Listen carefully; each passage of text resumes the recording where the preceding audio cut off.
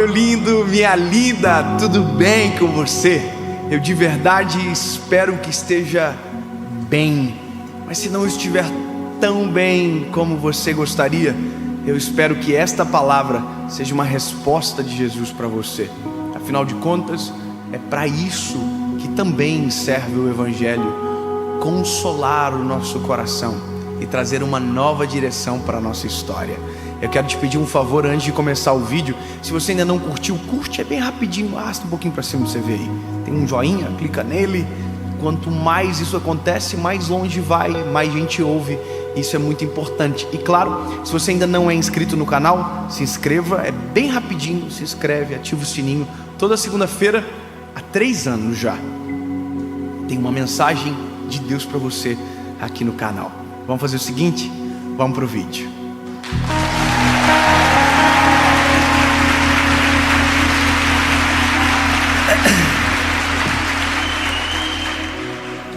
Evangelho de Jesus, conforme escreveu Marcos, capítulo de número 6, versículo de número 38. Essa é uma daquelas histórias de Jesus aonde nós conseguimos encontrar muita, mas muita lição importante para nós. Olha só, Marcos 6,38 diz o seguinte: Jesus perguntou: quantos pães vocês tende?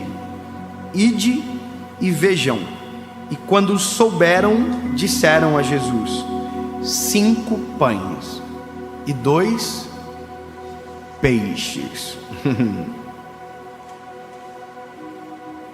E ele ordenou-lhes que fizessem assentar todos em grupos sobre a grama verde.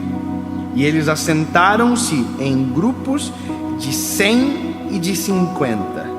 E tomando ele os 5 pães e os 2 peixes, e olhando para o céu, abençoou, e partiu os pães, e deu aos seus discípulos, para que pusessem diante deles, e dividiu os 2 peixes entre todos eles.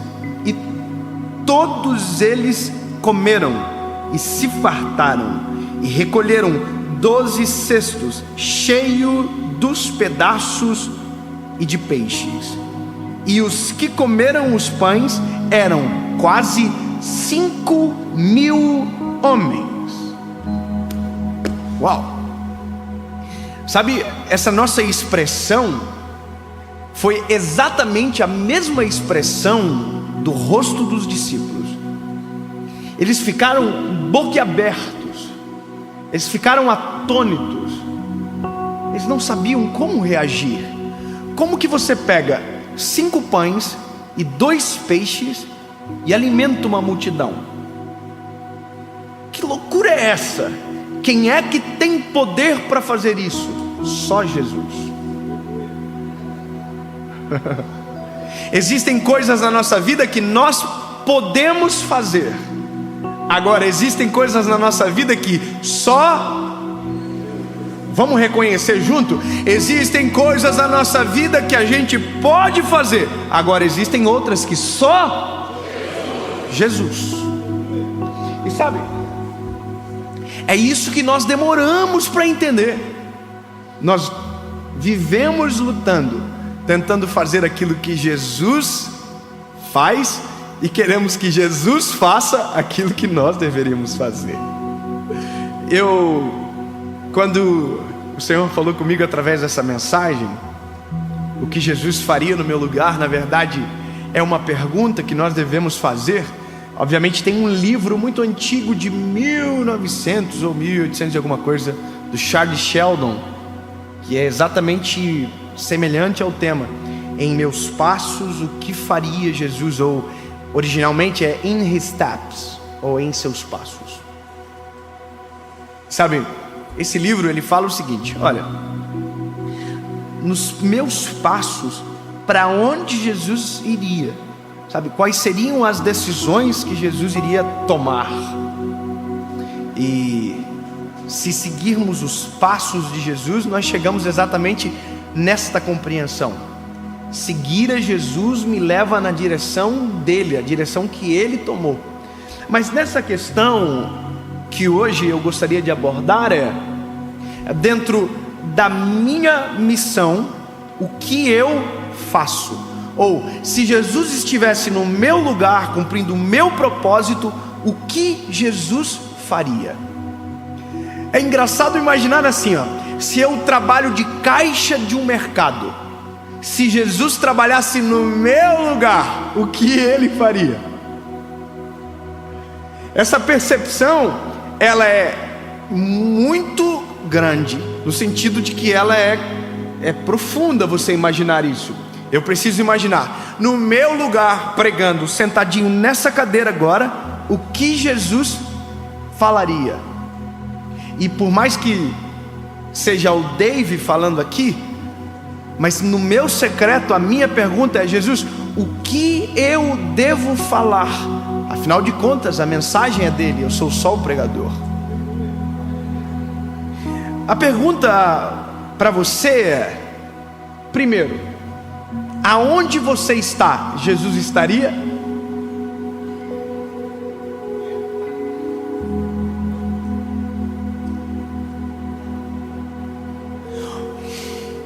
O que você faz, Jesus faria? A forma que você vive, Jesus viveria? Porque não dá para chegar na atitude antes do ser. Porque não tem como fazer o que Jesus faria sem ser aquilo que ele era, aquilo que ele é e para sempre será. Porque se você não entendeu ainda a noção do Evangelho, o Evangelho não é uma psicologia, não é uma filosofia, o Evangelho é um modelo de vida. E o Evangelho não é algo que eu pego fragmentado, escolho o que eu ouço, o que eu acredito ou o que eu vivo. Não, não.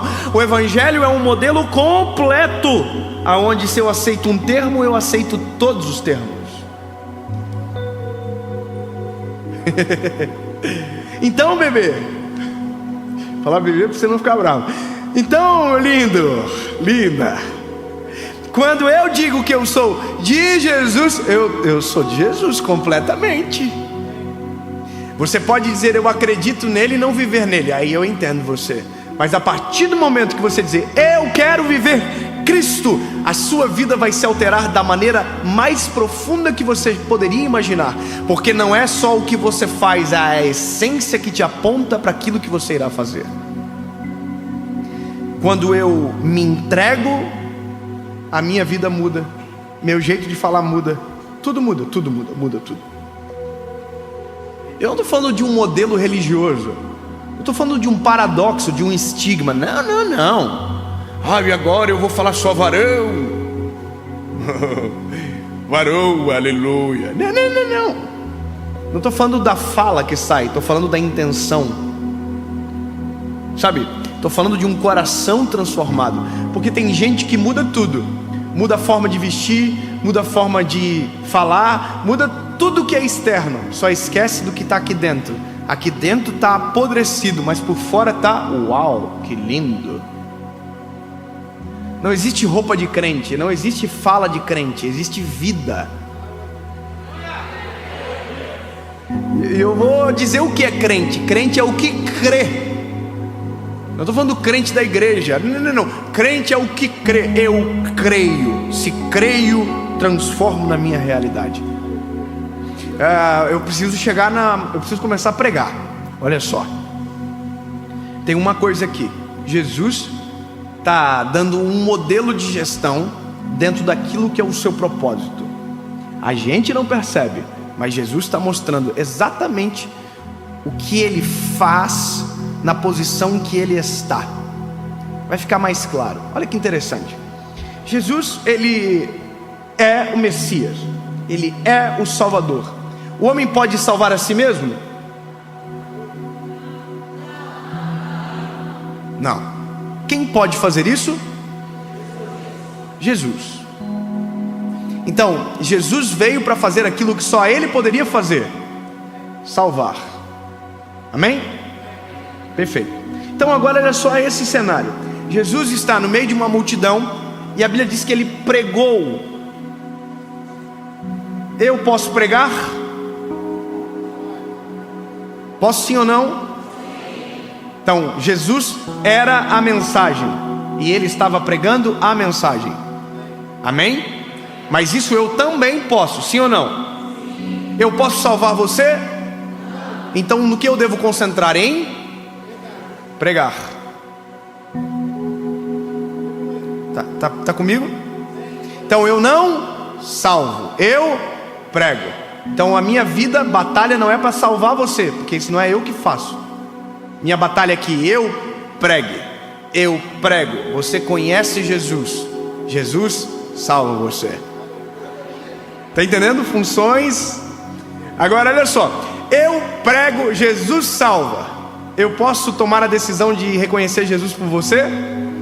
Jesus pode tomar a decisão de reconhecer a Ele mesmo por você? Quem pode? Tem um hino que fala isso. Cada um no seu quadrado. Vamos continuar. Aí a Bíblia diz o seguinte: Jesus pregou. Agora olha que interessante. Todo mundo está com fome. A notícia chega para Jesus e Jesus diz para os discípulos: vão para o meio da multidão e encontrem o que tem de comida. Por que Jesus não foi para o meio da multidão atrás de comida? Por quê? Mas aqui a questão é: por que Jesus mandou alguém fazer aquilo que ele poderia fazer? E eu vou explicar um outro princípio do modelo de gestão de Jesus. Preserve as suas energias para fazer aquilo que é o principal, e deixa que o secundário seja a missão principal de alguém. Pode ser secundário para você, mas para alguém pode ser a missão principal. Eu vou deixar mais claro. Quando a gente olha para o nosso modelo de vida, quando a gente olha para a nossa realidade, em todas as áreas, nós somos aqueles que tentam fazer de tudo. Nós fazemos tudo, e quando olhamos para aquilo que fazemos, descobrimos que nada bem feito fizemos. Eu vi um vídeo esses dias, a menina falando assim, olha, não, ela estava dando todas as atividades, e ela disse, sabe qual é o segredo? Faça tudo mal feito. Por que eu estou dizendo isso para você? Porque uma das percepções que eu tenho tido dentro da nossa geração, dentro daquilo que chega para nós, é que ou nós estamos tentando fazer aquilo que Jesus, só Ele pode fazer, ou nós estamos tentando fazer aquilo que alguém deveria estar fazendo, e a gente esquece da nossa missão principal. A gente se preocupa com tudo e esquece daquilo que Deus nos deu. E eu vou te dizer por que acontece isso. Porque a gente não descobriu de maneira verdadeira o nosso propósito. Quando a gente não sabe qual é o nosso propósito, em todo tempo a gente está tentando fazer aquilo que alguém está fazendo, ou a gente está interrompendo, interferindo na missão de alguém. Um dia um amigo meu, que hoje é diretor da nossa associação evangelística, falou para mim, Dave, o que você faz na igreja? E eu disse para ele, eu prego, eu dou aula na escola dominical, eu sou líder de jovens, eu faço lavação de carro no final de semana, eu fazia tudo. E ele disse para mim, e o que você faz bem feito? E eu, com muita humildade, disse, tudo. E ele falou, não. Pode ter certeza que você não faz bem feito, porque quem não sabe o que procura, quando encontra não percebe. Se você não sabe quem você é e o que nasceu para fazer, tudo o que faz acaba sendo de qualquer forma, porque os teus olhos, o teu coração não está naquilo. É a mero ativismo. Você faz tudo e não faz nada. E naquele dia eu entendi, então eu vou tomar uma decisão. Eu sou um pregador do Evangelho.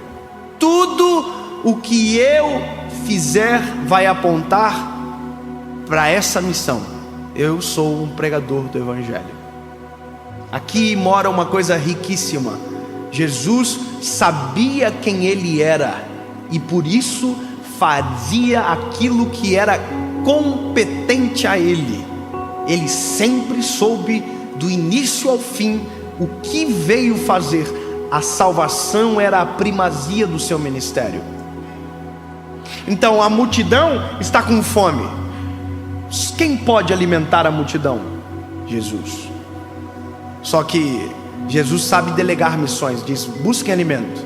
Aí o alimento vem. Quem é que multiplica o alimento? Os discípulos ou Jesus? Jesus multiplica o alimento. Ele divide em 12 cestos e dá uma ordem: vão até o povo, coloquem montes de pessoas, separem 150. Quem foi que fez? Jesus dividiu o povo ou os discípulos dividiram o povo? Os discípulos. Jesus poderia fazer? Sim, mas tinha gente para fazer. Agora olha que interessante, ele multiplicou, mas quem serviu? Quem serviu? Os discípulos. A pergunta é: quem que abençoou o alimento antes que ele fosse servido? Jesus. Você entende que na mesma história existem várias funções e que a história é tão perfeita porque cada um fez aquilo que era para fazer? Jesus fez o que era para ele fazer. Agora olha que interessante, chega no final, os discípulos estão tudo com a boca assim aberta. Oh my God. Jesus manda eles irem embora e agora Jesus faz aquilo que ele precisava fazer. Ele despede a multidão. Ele despediu a multidão. Início, meio, fim. E aí a Bíblia diz que Jesus sobe para orar e os discípulos vão para o meio do mar e enfrentam uma grande tempestade. Eu preciso fazer a análise correta junto com você, para que isso seja poderoso para mudar a sua percepção sobre o que você está fazendo agora. A primeira coisa que você precisa identificar: aonde você está, Jesus estaria. O que você faz, Jesus faria. Dentro da sua missão, o que você tem que fazer, o que Jesus pode fazer e o que alguém pode fazer por você. Quando eu descubro essa organização dentro da minha vida, eu me torno extremamente eficaz naquilo que é o meu chamado. Então eu sei quem eu sou. Quando descubro quem eu sou em Jesus, eu descubro o que eu devo fazer nos meus passos, ou em meu lugar, o que Jesus faria.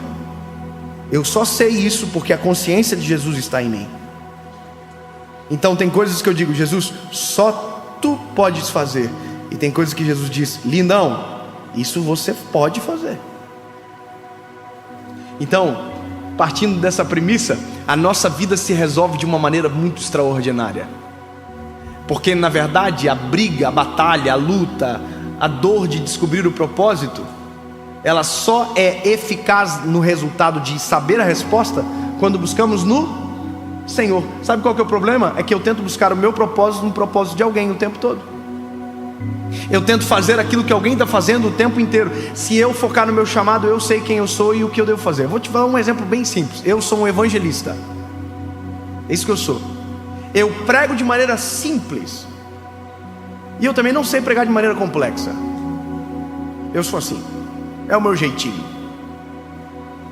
É assim, eu sou assim. Eu amo ouvir o ministério de mestre. É lindo. Sim, é lindo, maravilhoso. O mestre, ele prega de uma maneira diferente. É muito mais expositivo. É ensinamento, é diferente. É um ensinamento diferente. Agora, qual é o negócio chave aqui? É porque se eu não cuidar, eu tenho vontade de virar o mestre e esqueço de ser o evangelista. Porque a gente sempre quer ser aquilo que faz os olhos brilharem muitas das vezes. Sabe, é lindo, uau, é isso que eu vou ser. Aí a consciência de Jesus em nós diz: não, eu te chamei para um outro propósito. Aí olha que interessante, dentro do meu chamado eu descobri uma coisa: como evangelista, as pessoas elas vêm para Jesus e depois o que acontece? O que acontece depois que a pessoa diz: eu tomo a decisão de aceitar Jesus? E aí depois? Bom, eu preciso saber que o que eu faço vai até aqui. Jesus vai além. Mas aí tem coisas que eu não posso fazer, mas eu tenho autoridade para trazer gente que supra aquilo que eu não sei fazer. Você está entendendo o que Jesus pode fazer, Ele faz. O que eu devo fazer, eu faço. O que está à minha disposição para fazer e não devo fazer, encontro alguém melhor do que eu, que nasceu para aquela missão para executar. Se a gente ter essa percepção completa, sabe esse negócio de gente que morre trabalhando? Vai acabar. Porque se eu dedico a minha vida para um propósito, o negócio é totalmente diferente. Se eu sei para que Deus me chamou, é totalmente diferente. Esquece esse negócio de sacrificar a família por conta de um trabalho. Esquece esse negócio de sacrificar a família por conta do ministério. Não. Existem coisas que Deus nos deu como primazia. E eu falo isso para você porque durante a minha trajetória, e por isso tenho autoridade para te falar agora, eu tive que revisitar vários pontos, porque eu queria fazer tudo em todo tempo, toda hora. E isso estava destruindo a minha família, estava destruindo a minha casa, estava me destruindo. Os sinais estavam todos gritando, a vida espiritual estava um lixo, o casamento estava um lixo, mas eu estava falando lindamente sobre Jesus. Não, descubra para que Deus te chamou, foque no teu chamado, entenda que tem coisas que só Deus pode fazer e você não pode fazer, tem coisas que você tem que fazer e faça, mas existem coisas que estão à disposição para você fazer, e você pode colocar alguém melhor do que você para fazer a função que ele nasceu para fazer. É só isso, simples como a luz que brilha. Eu vou de maneira pedagógica dizer para que você nunca mais esqueça: na vida existem coisas que só Jesus pode fazer, e a boa notícia é que Ele faz.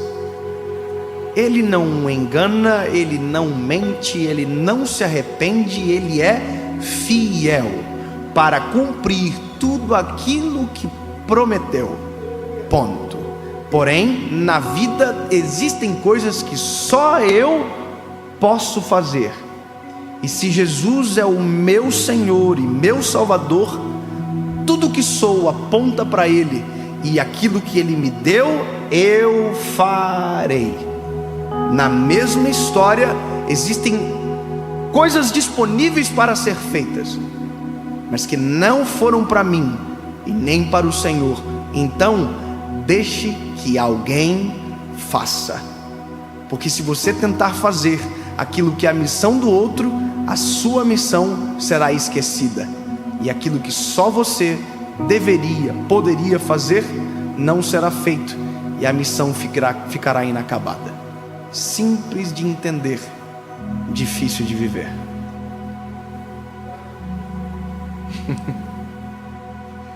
Pode falar a verdade, é difícil de viver, não é?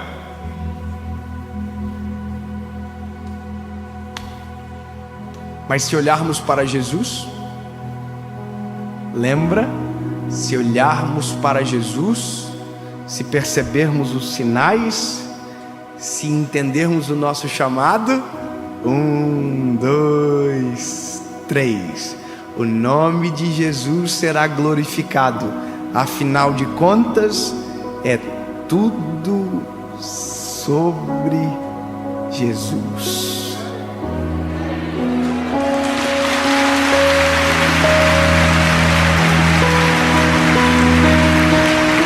Deus, em nome de Jesus, Pai, sabemos que tudo que o Senhor tem para nós é vivo e real.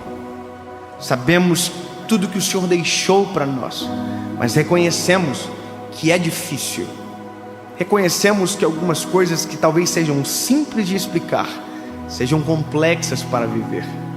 Porém, isso não nos fará desistir. Jesus, eu quero. Diga você: eu quero viver o teu chamado sobre a minha história. Eu quero cumprir a tua vontade na terra. Eu quero ser o que o Senhor é, seguir os teus passos até o final, para que o teu nome seja glorificado e que no final eu possa olhar para trás e celebrar um legado que o Senhor me fez gerar sobre a minha geração. Em nome de Jesus, amém.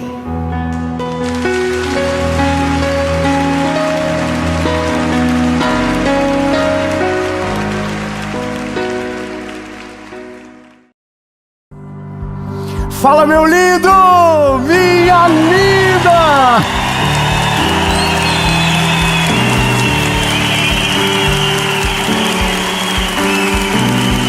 Aleluia! Em nome de Jesus, essa mensagem vai colocar você no eixo.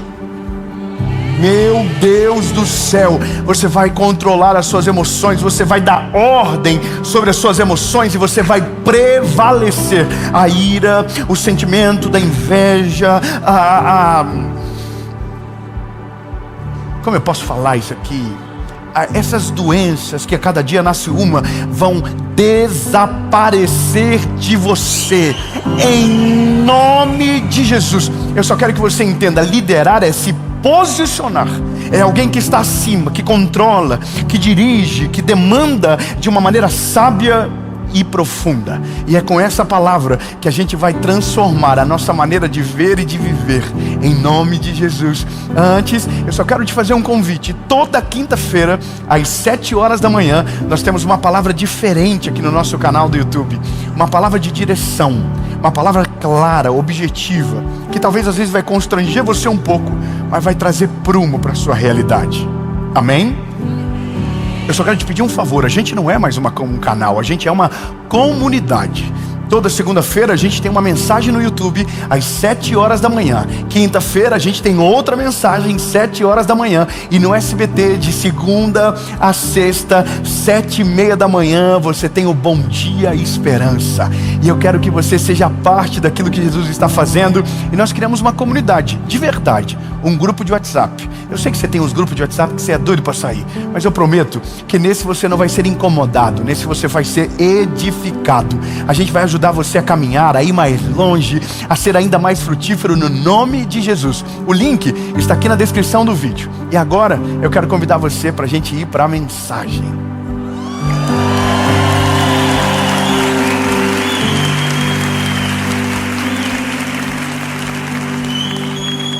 Aleluia! Ô lindo, tem alguém que é esquentado? Está aqui alguém que... eu sou assim mesmo. Quando dá eu falo na telha. Já viu gente que fala assim? Não, o que eu penso eu falo mesmo, eu sou sincero. Eu não levo desaforo para casa. Fala o que quiser, mas não pisa no meu calo. Você já viu gente que é bom de dar resposta? Nossa, reativo, confusento, briguento. Você sabe que normalmente quem morre é o mais corajoso, né? Você sabe que o mais corajoso é o que morre primeiro. Você sabia disso? Normalmente o mais valente é o que perde a luta. Normalmente aquele que é governado pelas emoções é o que passa por errado no final e perde a razão, porque não conseguiu governar sobre as suas emoções. Então, lindo, eu vou falar uma coisa para você. Eu, David Leonardinho, com cara de bonzinho que tenho, já perdi a razão tantas vezes que tive que refazer o caminho sem necessidade.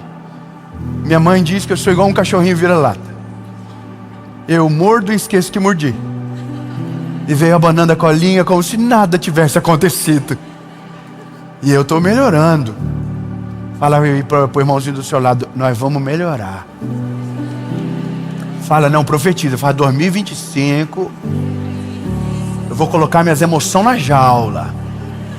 Eu vou falar menos, eu vou me expor menos, eu não vou dar opinião sobre tudo. Eu tenho uma opinião, ninguém perguntou. Fala para o irmão, ninguém perguntou. Irmão, você já viu que tem gente que virou especialista em geopolítica, bomba, míssil, geopolítica, política? Não, tudo porque não governa as emoções. Então agora eu quero caminhar com você dentro de um conselho de Salomão extraordinário e constrangedor de certa maneira. Provérbios, capítulo de número 25, versículo de número 28. Provérbios 25, versículo de número 28 diz o seguinte: aquele que não tem domínio sobre o seu próprio espírito é como uma cidade sem muros. Em uma outra versão diz: é como uma cidade demolida e sem muros. Sabe o que é isso? Quem não consegue liderar sobre as suas emoções vai ser facilmente atingido e destruído.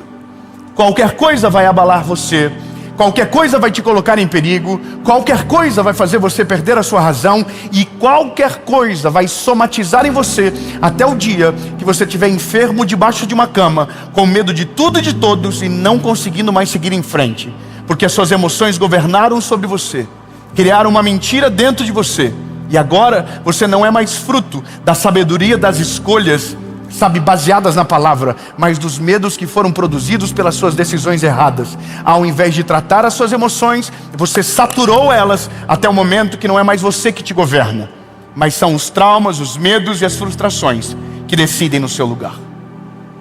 E esse é o ponto da história. O começo é: aquele que não governa, que não domina, ele vai ser dominado e governado.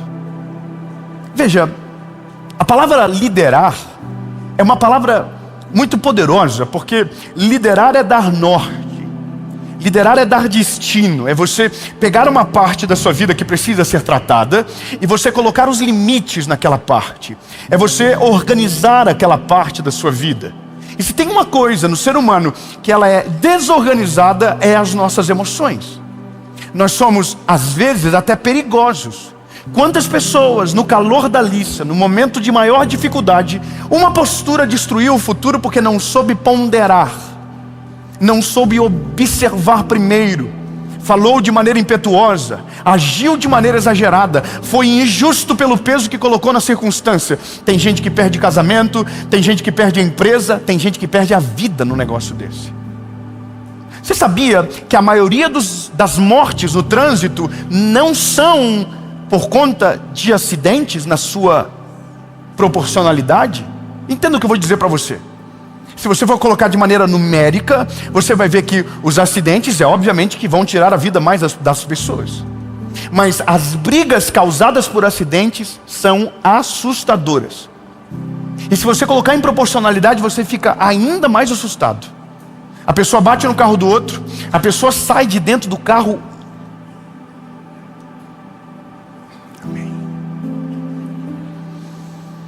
Falando palavras evangélicas.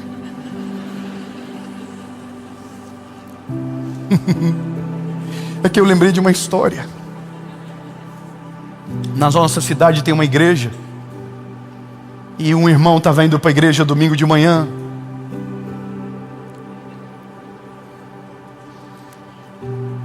E no caminho da igreja, um irmão cortou a frente dele.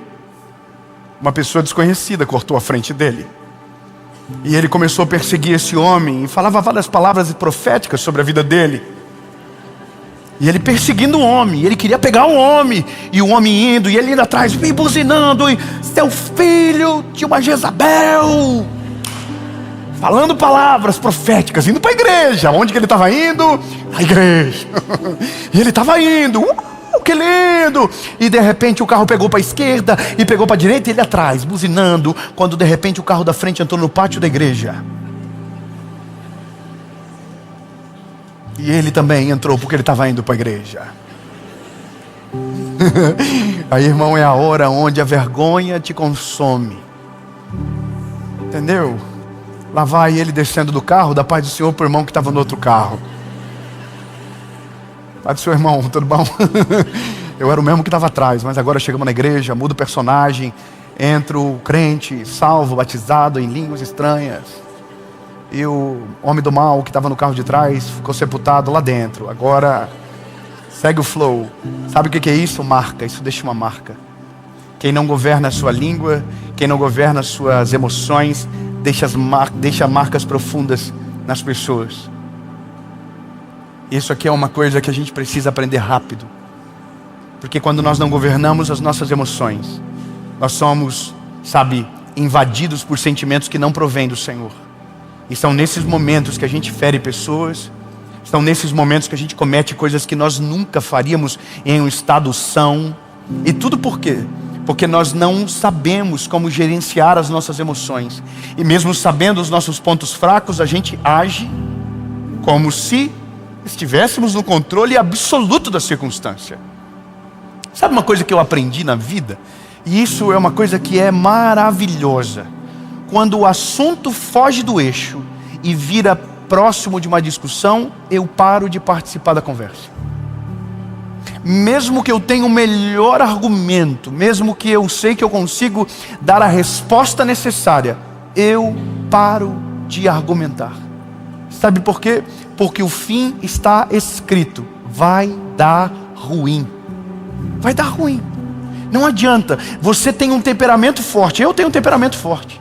Não adianta, é uma coisa minha. Eu tenho um temperamento forte. Só que aí que está, o caráter ele vem e diz: não, meu lindo, governa tuas emoções. Se você sabe que não vai aguentar, muda de ambiente, sai da conversa, não permanece aí, vai para outro lugar. Porque senão, quando a gente menos perceber, as nossas emoções nos governaram e a gente tomou decisões equivocadas. Tem uma coisa que é maravilhosa nisso tudo.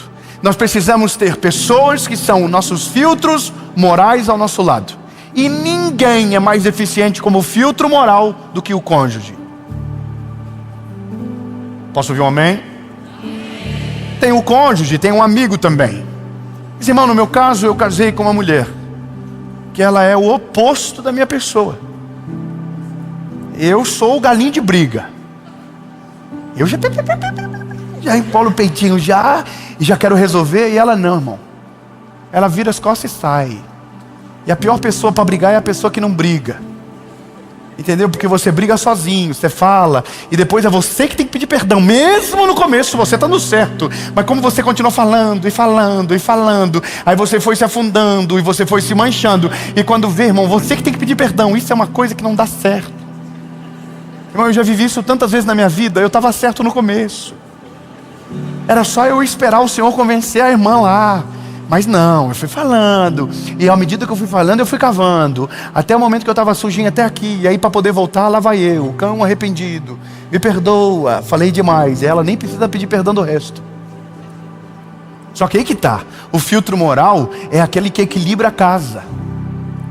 Tem dia que eu preciso colocar força no negócio, e quando eu digo colocar força, é fazer: bora amor, vamos pra cima, a gente precisa agora ter postura e posicionamento. Mas tem dia que ela que fala pra mim assim: relaxa, vai mudar nada não. Fala nada agora, vai fazer, não vai mudar nada. Irmão, o tal do respira e conta até 10. Nossa, que raiva que dá disso, mas funciona. Dá uma raiva do tal do negócio de respira e conta até 10. Aí você: não vou contar coisa, você tá com ódio, você quer brigar. E aí você conta no 1. E você tá mal, e 2, e 3, e aí você vai acalmando. Quando você olha no 8, você já está falando assim: nossa, ainda bem que eu não falei nada, não ia mudar uma vírgula. No 10 você já está assim: que bom que eu não falei, não vou ter que pedir perdão por mais uma coisa. Você entende? Governar as emoções é sobre se conhecer a ponto de fugir de situações desnecessárias e parar antes de ir mais longe. Vou te falar uma coisa que aconteceu comigo no começo do ano. Começo do ano eu tive uma polêmica. É muito bom, né? A internet, ela é sazonal. Ela escolhe alguém para odiar por mês. Então eu fui escolhido daquele mês. E é incrível porque é gratuito. Às vezes é gratuito. Às vezes a gente merece um pouco também. Acontece, a vida é assim. A gente está crescendo, amadurecendo. A gente é ser humano. Tem coisas que a gente fala que a gente, depois de um ano a gente diz: nossa, acho que não é bem assim mesmo. Não é verdade? A gente vai amadurecendo, está tudo certo. Mas nesse momento foi um negócio interessante, porque eu estava com muito argumento para brigar. Irmão, cada ataque, cada vídeo eu falava: nossa, vou dar ali. E teve uma noite, irmão, que eu consegui colocar todos os argumentos no meu bloco de notas. Foi maravilhoso. Eu estava com o vídeo mais inteligente da minha vida, na minha concepção. E eu falei: agora é só gravar, né, Jesus? O Senhor é comigo, meu Deus, dominado pela ira. E aí eu pensei comigo: antes de fazer, só por desencargo de consciência, eu vou fazer um grupo de WhatsApp. Vou colocar 10 amigos inteligentes. E vou falar para eles o que eu vou fazer só para ver. E é óbvio que eles vão dizer para mim: vai, Davinho, briga, vai. Eu estou 8 anos sem brigar. Do nada eu virei um galo de briga à noite. Falei: não, vou gravar o vídeo da vida. Vou pegar desde quando começou tudo, ponto por ponto. Eu vou brigar. Aí eu fiz o grupo. Só que quando a gente faz um grupo para ter a nossa aprovação, a gente não pede, a gente informa.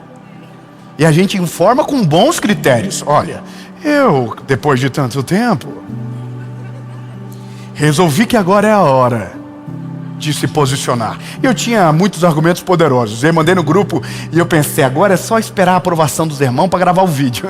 Irmão, os miseráveis se viraram contra mim no grupo. Irmão, todo mundo tem amigo que dá conselho ofendendo. É burro, sabe quando começa assim já, fala assim, ô tonto. Irmão, a gente precisa desses amigos. A gente precisa de amigo que fale a verdade pra gente. Fala assim, abafo, resolve. Entendeu? O cabelo ficou feio, resolve. Entendeu? Irmão, e eu tenho um negócio comigo. Esse dia eu estava numa mesa e eu vi o cara tratando mal a esposa e eu falei, nossa, que vontade de falar. Mas eu não sou amigo. Então eu dei um jeito de falar pro amigo do amigo dele, para ele poder falar. Pronto, estou leve. Entendeu? Desabafei. Mas isso é um negócio. A gente precisa de amigo que filtre a nossa moral, que coloque a gente no eixo, que a gente dominar a emoção. A gente não precisa de gente no dia difícil dizendo, vai. Porque tem gente que quer só ver o circo pegar fogo, irmão. Vai, isso. Fala mesmo, vai. Você já viu o dia de treta, irmão? O dia de treta, a internet fica incrível.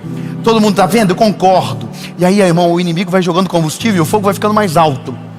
Os meus 10 amigos, o pastor Cláudio, falaram para mim, não viaja, tonto.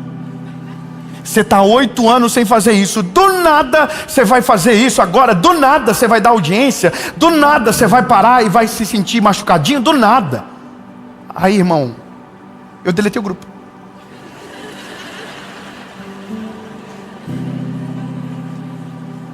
Mas não gravei o vídeo também.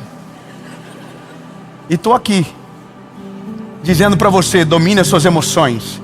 Quem não domina as suas emoções é como uma cidade sem muros e demolida. Agora, aqueles que governam as suas emoções é uma cidade fortificada, de muros altos, aonde síndromes não irão te atacar, aonde o burnout não vai chegar na tua casa, aonde a depressão não vai conseguir te paralisar, aonde o medo e a ansiedade não vão governar sobre você. Vão tentar, vão se levantar, mas não vão conseguir, porque você aprendeu de maneira inteligente. Eu vou dominar sobre as minhas emoções, eu vou liderar sobre a minha vida, eu não vou ser liderado e governado por elas, eu vou governar sobre as minhas emoções. E aí, meu lindo, a vida fica maravilhosa, porque você se livra de cada treta, só pelo fato de ficar quieto na hora que era para você estar gritando. Você se livra de cada problema no casamento, só porque na hora que era para você estar se defendendo, você ficou calado. Oh, irmão, é maravilhoso. E aí, lindo, você começa a viver uma parte da vida que a gente chama de pai. E às vezes essa paz é até um pouco de se fingir de louco, sabe? Finge que não viu, finge que não entendeu, finge que não está sabendo de nada. Ah, o povo fez, deixa. E por último, liderar as emoções é resolver todos os problemas antes que eles fiquem grandes. E eu termino aqui. A gente tem problema para liderar as nossas emoções, porque quando elas eram só problemas pequenos, a gente deixou elas crescerem e ficarem maiores. Tem um texto bíblico que diz, não deixe o sol se pôr sobre a sua ira. Você sabia que quando um casal briga de noite... Ai, que maravilhoso falar isso. Vamos de novo, vamos lá, do zero. Você sabia que quando um casal briga de noite, a coisa mais maravilhosa para se fazer é dormir junto igual? E o melhor é que a cama seja de 1,35 m. Para ficar se batendo a noite toda, encostando no outro. A pior coisa que pode acontecer é no dia da briga você ir para outra cama. Sabe por quê? Porque aquilo que na noite anterior era fácil de resolver, na manhã seguinte vai ter muito mais orgulho acumulado, vai ter muito mais argumento acumulado, vai ter muito mais treta para resolver do que na noite anterior. E essa é a nossa realidade na maioria das vezes. Tudo começou pequeno e como a gente não soube gerenciar, ficou grande e nos consumiu. Até o dia que a gente está totalmente governado pelas nossas emoções. E o nosso casamento está destruído porque tem coisa de 1997 que a gente não pediu perdão e não resolveu. Tem coisas que aconteceram e a gente não soube passar por cima. Por causa do quê? Orgulho não governou as emoções. Eu vou falar uma coisa minha pessoal, e aí vocês pensam o que vocês quiserem. Eu e minha esposa, eu tenho mais tempo com ela do que de vida sozinho na terra. Eu tenho 35 anos, 18 anos eu tô com ela. Irmão, se tem uma pessoa que eu conheço, assim, amém? Conheço ela, irmão, não adianta. Biblicamente, tudo. Irmão, eu sei quando vai chegar a TPM dela já. Eu sinto o ar da casa mudando. Falei, eita, está repreendido em nome de Jesus, que passe logo. Eu sei quando vai acontecer. Irmão, eu sinto quando ela está bem. Eu sei já sei, já entendi o game. Agora tem uma coisa engraçada. A minha esposa, ela não resolve na hora. Isso é a pior coisa para mim. Mas é um negócio que eu estou aprendendo também com ela. Só que tem uma parada que é difícil para mim. É seguir a vida com o negócio mal resolvido. Então eu vou ter que resolver. Mas eu aprendi a resolver de uma maneira mais inteligente com o tempo. É muito tempo com a pessoa, né? Mas olha o que aconteceu. Virada do ano de 2024 para 2025. Eu ia pregar. Tinha umas 20 mil pessoas para ouvir a mensagem. Foi a mensagem que foi transmitida para o Brasil na virada do ano no SBT ao vivo. E eu estava com aquilo, ansioso, preocupado. Claro, minha esposa foi se arrumar. E toda a minha ansiedade era a calmaria dela. Para ela não tinha nada acontecendo. Irmão, e o tempo dela não era o Cronos, era o Kairos. Ela estava no tempo de Deus. Quando para ela um dia é 7 anos. Eu não sei qual é o contrário disso, mas... Irmão, ela ficou demorando. E aí eu fui, sabe, chamando ela de maneira amorosa. Bora! Vamos, irmão. E deu uma faísca, deu um pequeno incêndio. E lá vai nós, dentro do carro com cara de glúteo para a igreja. Imagina, irmão, passar a virada do ano brigado e ter que pregar brigado. Como é que faz esse negócio? Eu estou indo no carro aqui. Eu olhando para o futuro aqui, só para frente. E ela também. Nada de olhar um para o outro. E aí chegamos na igreja. E as pessoas na igreja, vem, que bênção. Tópio. Entendeu? Sabe quando você pega na mão da pessoa assim, nossa, só vai, vem normal. E aí, irmão, e um ódio um do outro contagiante. A gente é normal, eu só estou falando pra você, a gente é carne e osso, ué. E aí, irmão, e tá chegando a hora. E aí foi cantar uma dupla que eu sou apaixonado por eles, Jefferson e Suelen. E eles cantando, mas a igreja será arrebatada. Eu sei, eu não volto agora. Se voltar eu fico. Irmão, um climão. E aí a câmera passa, tá todo mundo cantando, passa por mim, eu tô assim, ó. Irmão, que coisa vergonhosa. Depois eles vieram falar comigo dizendo assim, você não gosta de mudar a música, né? Eu falei, não, se você soubesse a treta que estava no ambiente. Aí, irmão, chega uma hora que está passando assim 10 minutos para eu pregar. Eu olho para ela e faço assim. Aí sai nós dois pro camarim do evento. Ele vai lá para trás. Aí ela entra, eu entro. Aí eu faço assim, só para nós passar o ano bem. Vamos fazer um reconciliamento agora aqui, rapidão. E aí, irmão, ela... Aí pedi perdão para ela. E aí dei um beijo nela. Falei, você é a mulher da minha vida. Você é a mulher que eu quero passar 2025, 2026, 2027, até que ele venha. E aí ela também, eu falei, só pede perdão também para me ajudar aí. Daí ela também pediu perdão. E aí voltamos para dentro da igreja, irmão. E aí já voltou, mas a igreja... voando, porque se você tentar sufocar as suas emoções, você pode ter pensado que venceu hoje, mas quando você menos perceber, as suas emoções se virarão contra você, e você será governado por elas. Então hoje é o dia de você entender logo, emoção a gente resolve, perdoar a gente perdoa, abraçar a gente abraça, a gente precisa só resolver e não acumular. Quem não acumula consegue governar, porque as emoções estão organizadas. E é só isso. Amém.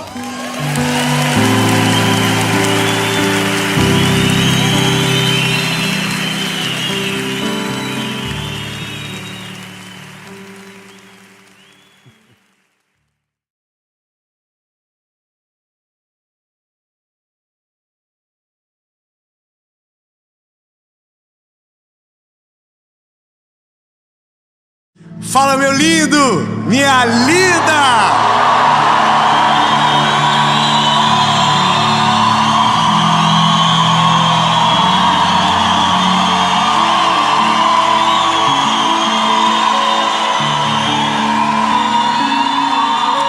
Foi muito bom ter estado com vocês. Muito obrigado. Que o Senhor Jesus abençoe de maneira infinita e extraordinária. Foi uma das melhores séries da nossa vida. E esta é a última mensagem da série Prioridade. Mas sinto lhes informar que a próxima será a melhor. Porque a próxima sempre é melhor. Cada dia melhora, Deus surpreende a cada dia. Mas até então, this is the best. É a melhor, para a glória de Jesus. Amém? E você que está aí lindo, que chegou no final do bonde, por quê? Curte o vídeo, compartilha. Traz para mim uma plaquinha dessa, pelo amor de Deus. Alguém traz para mim ali? Dá para mim uma plaquinha daquela ali? Daqui.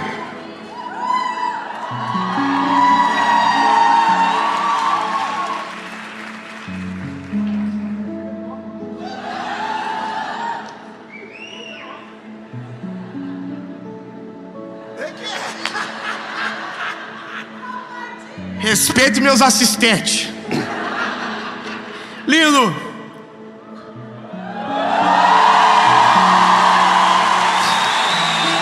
Compartilha, curte, comenta. Se você ainda não é inscrito no canal, se inscreve, bebê. Bora, ativa o sininho.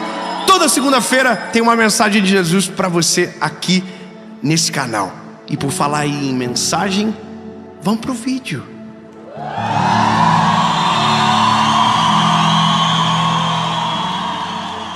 Romanos capítulo de número 12, versículo de número 2 diz o seguinte: e vocês não se conformem com este mundo, mas sede transformados pela renovação da vossa mente, para que experimenteis qual é a boa, agradável, perfeita vontade de Deus. Olha, algumas coisas a gente precisa pontuar antes de começar. A primeira coisa que nós precisamos entender é que somos seres tricotômicos.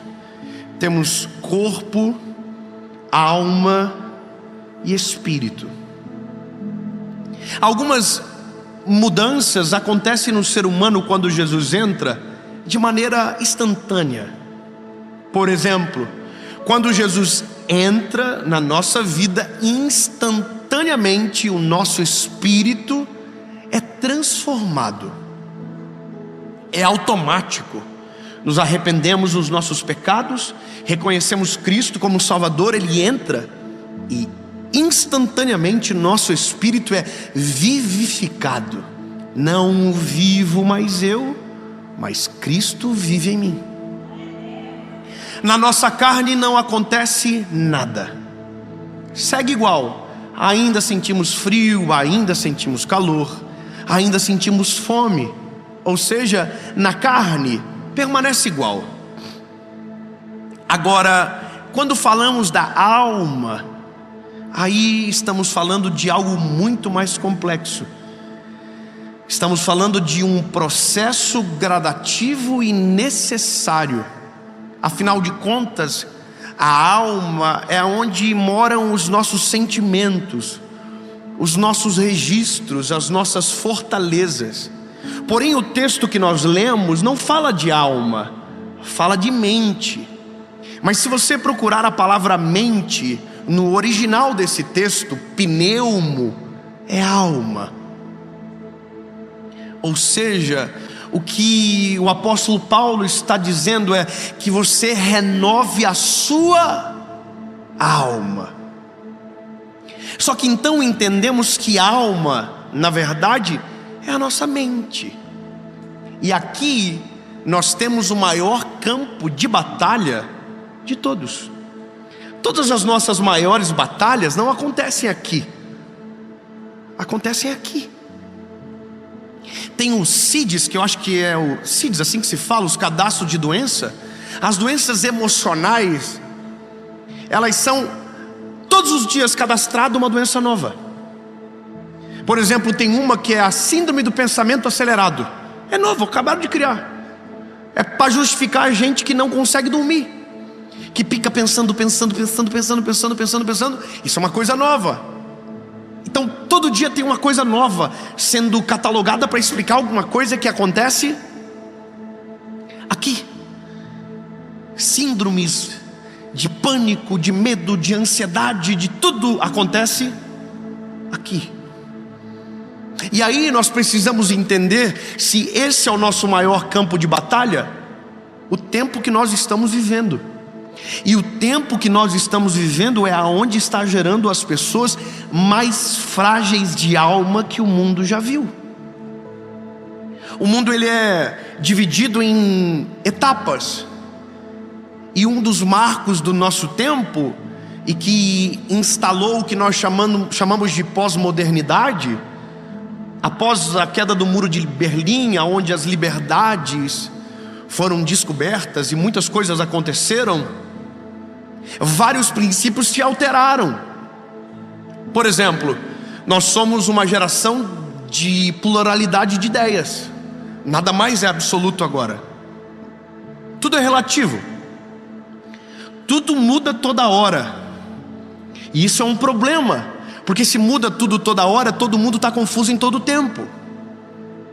E aí você precisa entender que se o mundo é um mundo de relativização, o Deus que nós servimos é um Deus de exatidão. 2 amém, vou dizer de novo.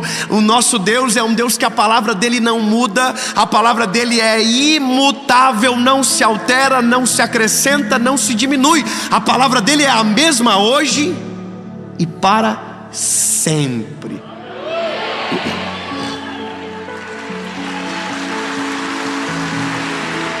E se Deus é um Deus imutável, a sua palavra é a mesma, nada mudou. O conceito de amor é o mesmo, o conceito de felicidade é o mesmo, o conceito de pecado é o mesmo, o conceito de céu é o mesmo. E nós hoje estamos querendo viver o evangelho do jeito que a gente quer. Nós estamos criando a nossa própria teologia. Nós vivemos de tudo e não vivemos nada. Nós cremos em tudo e não cremos em ninguém. A gente até ouve o evangelho, o calo aperta. Quando o calo desaperta, a gente vive outra coisa. A gente vive duplicidade de histórias, um personagem. Porque no nosso tempo é isso que está acontecendo. Todo mundo é tudo e na verdade não é nada. E a palavra de Deus é a mesma. Ou seja, pode ser relativo para você, para mim não é mais relativo. Se Deus disse sim, é sim. Se Deus disse não, é não. E tudo isso impacta aqui. Nós somos uma geração que a pós-modernidade colocou dentro da gente um sentimento de individualização, aonde o ser humano consegue tudo sozinho, aonde o ser humano está centrado em si próprio. Nós somos o suprassumo do universo. A gente está aprendendo nas palestras que a gente consegue tudo. Consegue nada, irmão. A gente é a geração mais solitária que o mundo já viu. Nós somos uma geração que tem milhares de seguidores e que se o calo apertar não tem ninguém para ligar 3 horas da manhã. A gente é sozinho. Uma pesquisa que me chocou muito é que a cada 100 pessoas, mais de 60% não tem alguém para chamar de amigo. Vive sozinho. Uma geração que tem a vida pública, mas um secreto entristecido. Tem milhares de seguidores e nenhum amigo. Estamos vivendo tempos muito difíceis. E agora chegamos em uma geração de decisões. Quem está fruto dessa pós-modernidade, que são nós e os nossos filhos. Os nossos pais já eram adultos quando tudo isso começou. Mas agora é nós e os nossos filhos que estamos no meio desse tempo, aonde todas as batalhas acontecem aqui, e nós não sabemos lutar com as armas certas. E aqui mora a maior crise da nossa geração.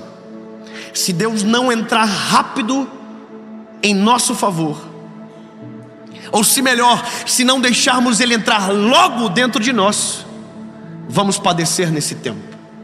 A geração mais medrosa, a geração mais covarde, a geração mais assustada, a geração mais solitária que o mundo já viu. Refresque a sua memória.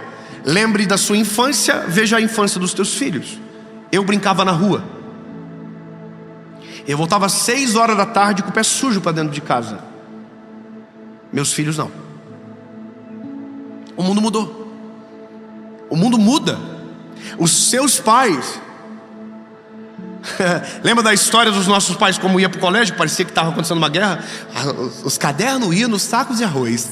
Eu não tinha sapato, ia de chinelo. Andava 14 quilômetros. A gente ia de bicicleta. Os nossos filhos, tem que um pai levar na porta do colégio. E tem as vans escolares. Na minha época, irmão, quem chegava de van no colégio era playboy, motivo de riso. Então me fala, nossa, playboyzinho, filhinho da mamãe. Irmão, hoje eu levo meu filho.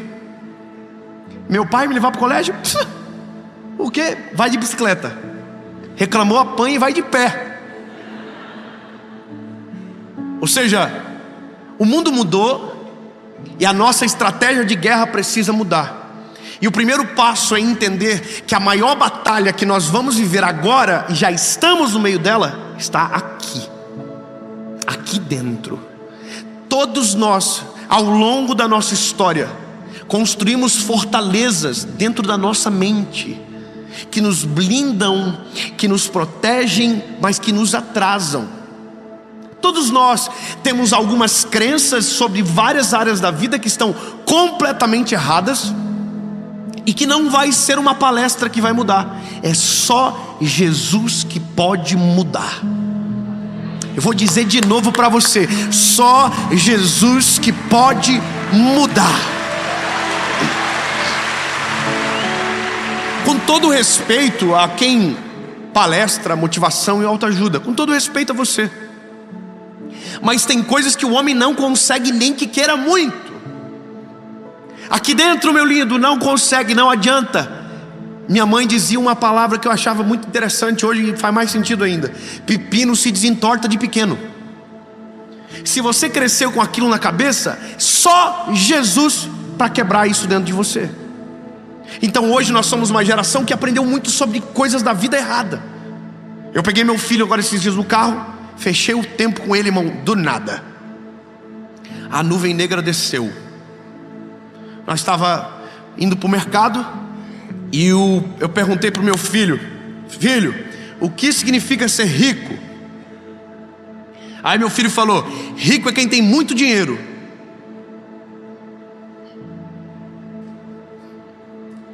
Na hora eu falei assim: quem te ensinou isso, filho? Um amigo meu me falou no colégio.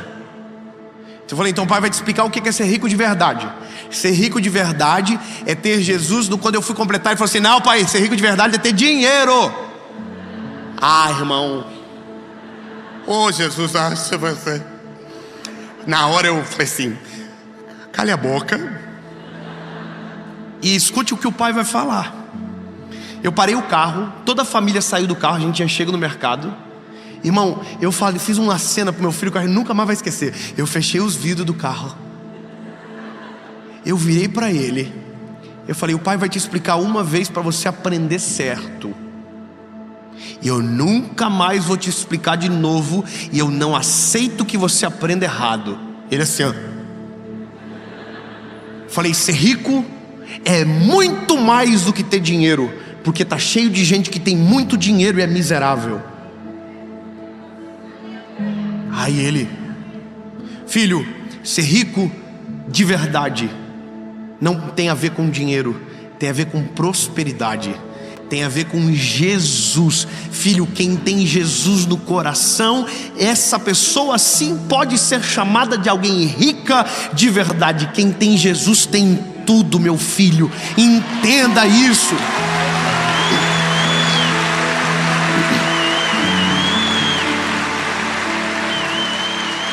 Sabe o que eu fiz? Desconstruí um murinho que estava sendo levantado na cabeça do meu filho, que lá na frente seria uma fortaleza que iria acabar com ele.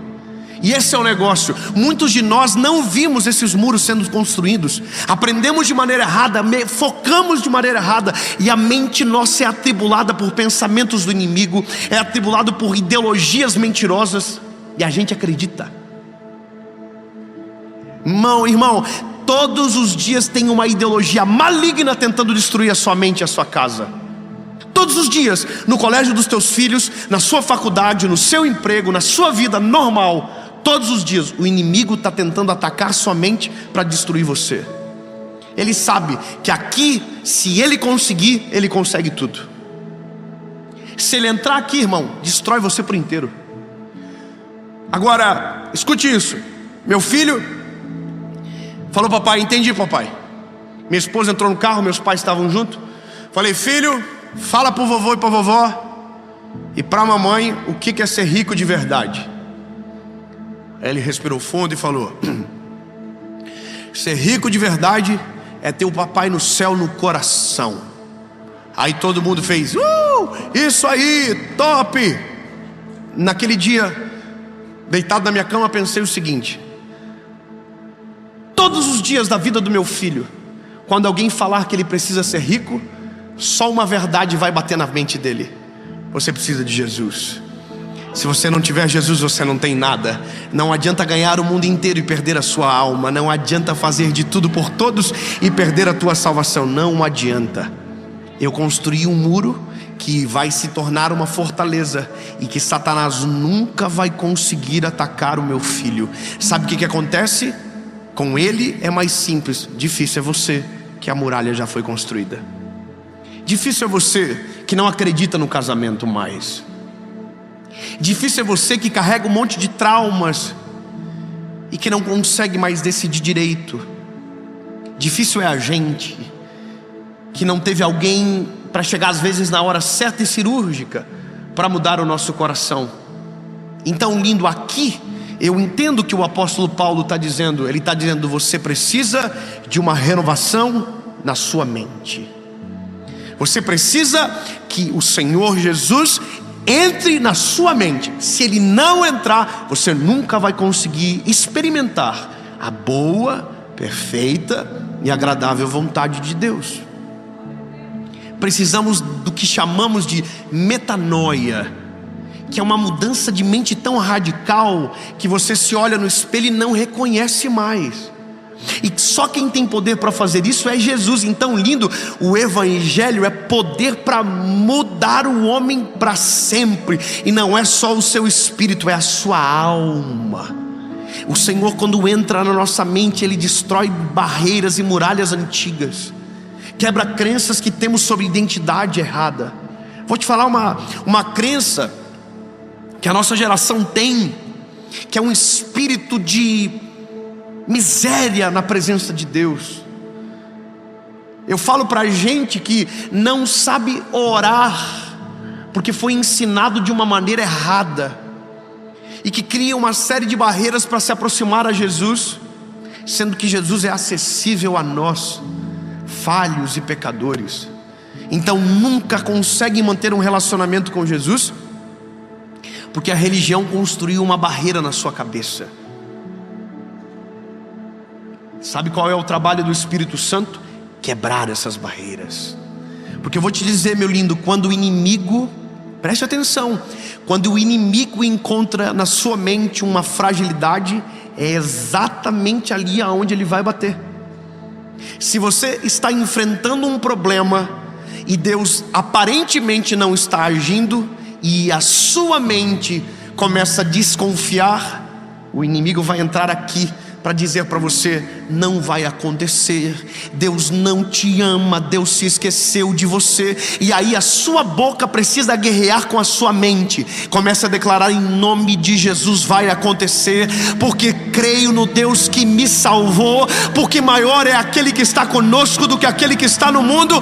E a batalha da mente é vencida no nome de Jesus. Por isso que precisamos da palavra. A nossa mente, a batalha está acontecendo, a palavra vem e pá! Lembra da mensagem: a dor vai passar, ou depois da dor? Pois é, tem gente que no meio daquilo tudo estava ouvindo uma voz interna dizendo: não vai passar, não vai acabar, esse é o seu fim, não vai dar certo. Aí a voz do Espírito Santo entra como uma espada afiada de 2 gumes, que consegue entrar na junta da nossa medula e do nosso espírito, e faz assim, ó, e lembra-te que Ele é o teu Senhor, que nenhum plano dele pode ser frustrado, que maior é o Senhor que está com você. Entende? Por isso precisamos do Senhor. A batalha da mente só acontece quando Ele entra. O Paulo está dizendo, lindo, não se acomode, não se amolde a esse mundo. Se você viver essa pós-modernidade nojenta, você vai perder, seus filhos vão perder, sua família vai perder. Tenha princípios imutáveis dentro da sua casa. Não volte atrás de palavras que você lançou, a não ser que sejam prejudiciais. Crie princípios para os seus filhos, crie princípio para você. Coloque disciplina espiritual na sua vida, para você orar, para você buscar o Senhor, para você ler a palavra, para você ouvir da parte dele. Senão a batalha da mente vai ser perdida. Entende, lindo? Nós precisamos que Ele entre de maneira urgente. Eu sei do que estou te falando, porque todas as grandes batalhas da minha vida aconteceram aqui. Eu tive episódios que envolveram a minha história de maneira tangível, física, mas grande maioria das vezes aconteceu aqui. As tentativas de desistência, as tentativas de abandono, as frustrações, os traumas, todos estavam aqui. Mas à medida que Jesus vai entrando, à medida que Jesus vai dominando, à medida que Jesus vai preenchendo, Satanás vai perdendo espaço, nossa mente vai sendo ocupada. Por isso que você tem que cuidar com aquilo que você assiste, você tem que cuidar com aquilo que você ouve, você tem que cuidar com aquilo com quem você se relaciona, porque tudo isso entra. E quando você menos espera, está cheio de fortaleza na sua cabeça, está cheio de coisas que você vai precisar destruir. O apóstolo Paulo está dizendo: vocês não podem se conformar, vocês não podem se tornar parecidos com isso. Lindo, tem princípios que são imutáveis, tem princípios que não podem ser apagados. Eu coloquei algumas coisas na nossa casa com os meus filhos que tem dado tão certo, e eu queria tanto que todo mundo vivesse isso. Meus filhos não desconfiam da nossa palavra jamais, por um motivo: nós nunca mentimos para eles. Eles nunca pegaram uma mentira nossa. Como assim, David? Simples. Se eu falei para eles sim, é sim. Se eu falar não, é não. Se eu falar nós vamos passar no mercado e depois a gente vai no parquinho, a gente vai no parquinho. Eu não engambelo eles, eu falo a verdade. O que é isso? Princípio. Todas as vezes que eles tentam criar uma mentira, nós lembramos eles: nós não mentimos para vocês, vocês não têm o direito de mentir para nós. Eu sempre falo: papai prefere a verdade que me doa do que a mentira que te poupe. Fala a verdade que é melhor. Conta para o papai o que você sente, conta para o papai o que está acontecendo. Se você bateu, diga que bateu. Fala com a sua boca. E quando eu vi e eles fizeram e não querem confessar, eu espero eles confessarem com a boca. Eu não os corrijo enquanto eles não confessem. Eu estou criando muralhas que o inimigo lá na frente não vai conseguir mentir para os meus filhos. Eles não vão aceitar a mentira, eles não vão aceitar mentir, porque isso é formação do caráter. Está aqui dentro. Entende que o que Jesus quer fazer em você é completar a obra. Ele está dizendo que é um processo, ele sabe que é um processo. Nós precisamos desse processo. Lindo, tem gente que é crente há centenas de anos, é um dinossauro, mas ainda erra em coisas básicas. Ainda erra em coisas básicas. Eu erro em coisas básicas. Preciso de Jesus todos os dias, renovando a minha mente. Eu vou descobrindo coisas que creio de maneira errada, e o Senhor vai renovando a minha mente. Tem coisas que ainda precisam ser renovadas, outras que já foram, e você é igual. O Senhor quer renovar a sua mente. O Senhor quer desconstruir coisas velhas e ultrapassadas dentro da sua cabecinha. Sabe, quebrar. Sai. Deixa Jesus entrar. Apocalipse diz: eu estou à porta e bato. Aquele que ouvir a minha voz e abrir a porta, eu entrarei e farei morada. Lindo. Toda guerra que começar na sua mente será derrotada. Deixa eu declarar algo de Jesus sobre você. Quando o Senhor renovar a sua mente, o sono que foge de você vai vir para você. As ansiedades que te dominam será substituído pela confiança que te acalenta. O medo que te governa será transformado em coragem que te impulsiona para viver o plano perfeito de Jesus. Todas as barreiras que o inimigo pode ter semeado e plantado na sua cabeça serão destruídas pelo poder que só Jesus tem. Ele renova, Ele transforma, Ele liberta, Ele muda e Ele faz uma nova criatura. O seu espírito já foi transformado. Agora deixa Ele transformar a sua mente por completo. Deixa Ele mudar a sua alma. Deixa Ele sarar as emoções. Porque quando Ele entra, é isso que Ele faz.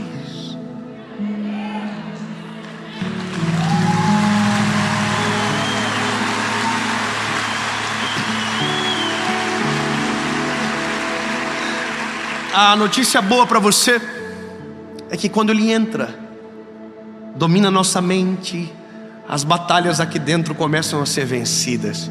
O medo é vencido, a ansiedade é vencida. As síndromes não se apoderam de nós, os medos não conseguem mais nos governar. E aí a Bíblia nos dá uma promessa: não vos conformeis com este mundo, mas renovem as vossas mentes. Que o Senhor renove. E então, assim, ó. E então vocês irão experimentar a boa, perfeita e agradável vontade de Deus. Em nome de Jesus.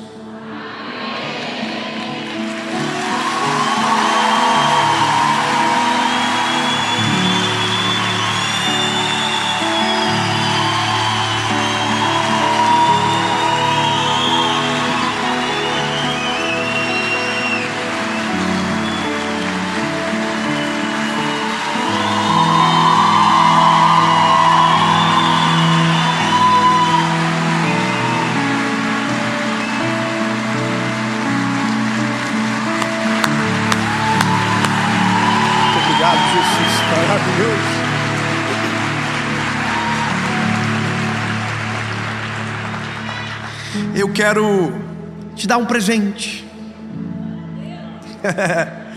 Eu quero te fazer um convite, porque essa é a minha missão, essa é a minha razão de estar aqui. Eu tenho um convite para você que nunca deixou Jesus entrar,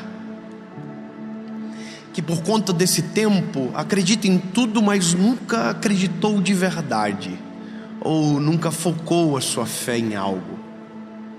Chega de secularismo, chega de individualismo, chega de pluralidade. Não tem outro caminho, lindo. Jesus é o caminho, a verdade e a vida.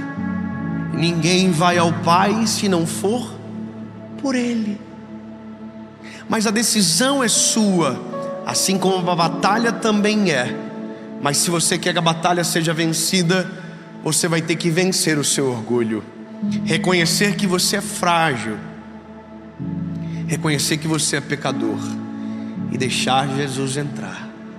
Para isso, apenas uma forma é possível: uma oração. Não tem nada a ser pago, o preço já foi pago. Uma oração muda tudo. Você, perante Jesus, reconhecer seu pecado, se arrepender dos seus maus caminhos e entregar o seu coração a Jesus. E Ele automaticamente vivificará o teu espírito e o maior processo da sua alma irá começar. Amém? Dave, eu quero tomar essa decisão. Simples, você vai levantar as mãos, nós vamos orar com você, e a partir desta oração eu saio de cena. Jesus entra, faz morada e começa a maior transformação da sua história. E sim, muda tudo, porque quando Ele entra, a maior faxina começa dentro de nós. Se você quer, aonde você estiver, levante suas mãos.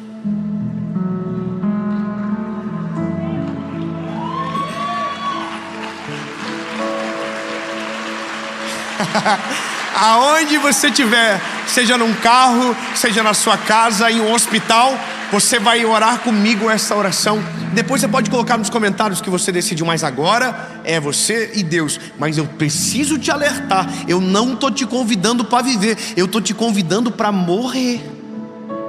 Porque não vivo mais eu, mas Cristo vive em mim. Se você tem certeza, feche os teus olhos e ore comigo.